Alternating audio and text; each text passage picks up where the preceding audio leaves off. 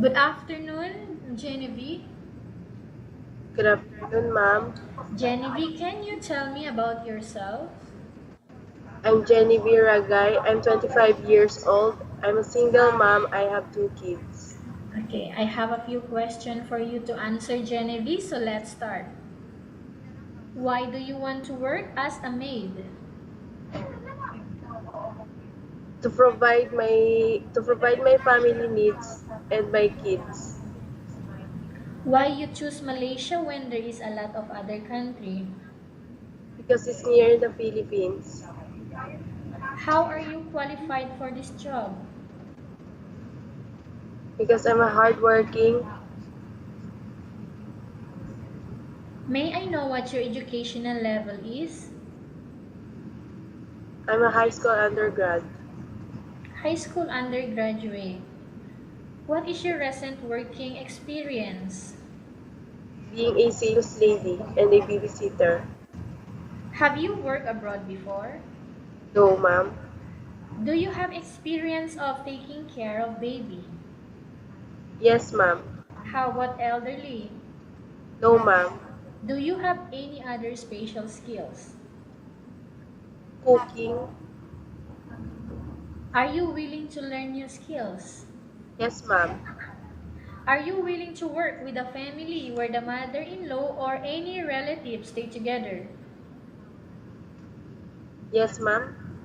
Currently, are you still working now? No, ma'am.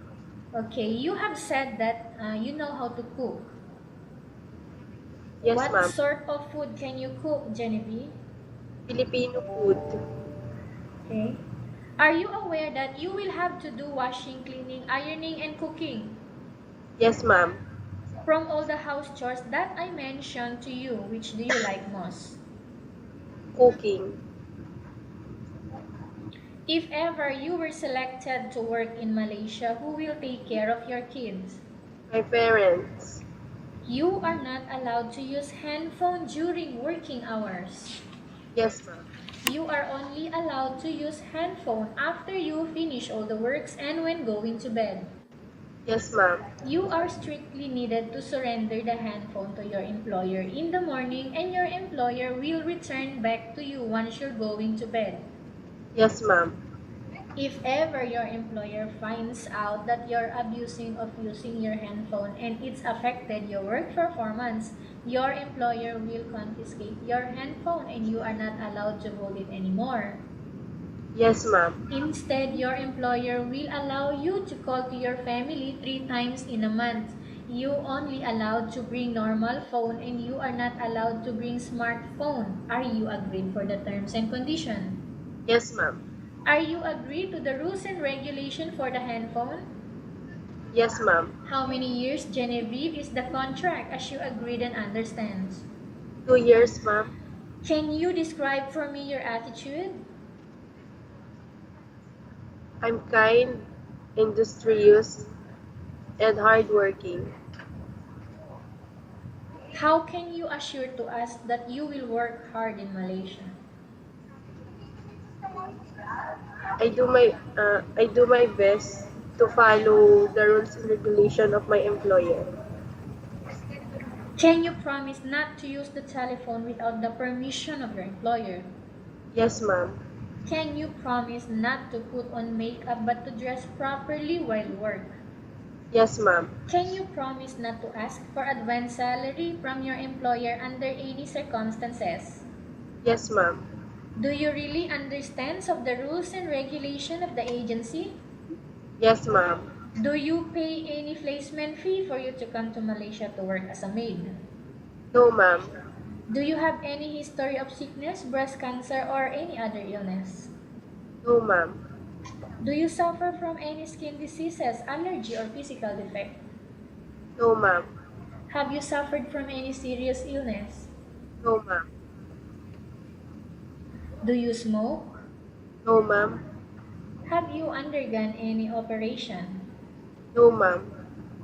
Are you medically fit or are you fit to work? I'm fit to work. Are you in any medication right now? No, ma'am. Are you allergic with any food? No, ma'am. Are you preferred to work for the employer of any race? Yes, ma'am. Are you preferred to eat the type of food taken or given by your employer? Yes, ma'am. Are you afraid of being left alone in the house? No, ma'am. Are you afraid of dogs or other pets? No, ma'am. Can you promise to work according to instruction from your employer? Yes, ma'am. Do you have any immediate family working here in Malaysia, Genevieve? No, ma'am.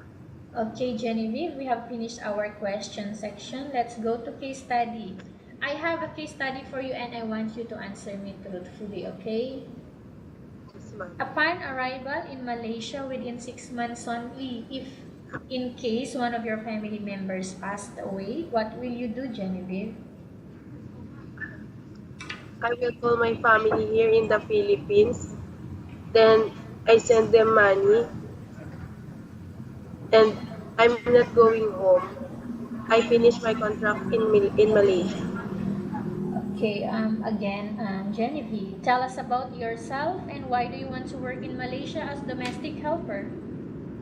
I'm Jennevy Ragay, 25 years old, single mom. I have two kids.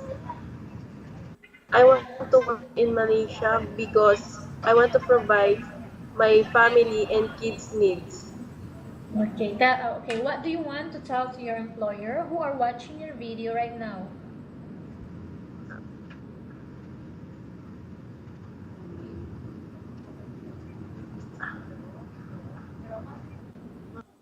Come again, ma'am. Okay, what do you want to tell to your employer who are watching your video right now? I'm I'm industrious and hardworking. Okay, anything else you want to tell them? It's time for you to tell that you are this kind of person, your personality. I'm honest and kind. And I'm strong. What else? And I can follow my employer's instruction clearly. Okay, thank you very much, Genevieve. We will update to your agency if there is any selection made by the employer. Yes.